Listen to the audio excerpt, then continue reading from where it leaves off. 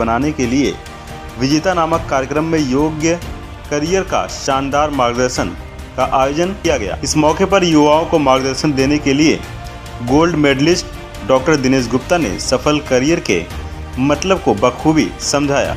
इस दौरान 10वीं 12वीं के छात्र को संबोधित किया। इस मौके पर पूर्व परिवहन समिति सदस्य Kashinath Patil, Jeevandeep Prakashan sales manager Gorakhnath Paul, SV school सभासद प्रदीप पाटिल, भाग्यश्री चौधरी ने विद्यार्थी को गुण गौरव पुरस्कार देकर सम्मानित कर उनका मनोबल बढ़ाया। दोन प्रकारचे वाटा असतात, एक बगीचा असतं आणि एक जंगल असतं। खूप विद्यार्थ्यांना आपल्या आयुष्याला ते जंगल बनवून ठेवलेलं आहे, पण आपल्याला करिअर जेव्हा आपण बोलतो ना करिअर बनवायचं आहे, तर करिअर बनवणे म्हणजे बागेसारखं बनवणे, बगीचा बनवणे। तर हेच फरक आहे, एक जंगल आहे आणि एक बगीचा आहे। आपल्या आयुष्याला बाग बनवा, बगीचा बनवा, मी हे सांगणार। हेच प्रश्न मला दूरदर्शन मध्ये विचारण्यात आला होता की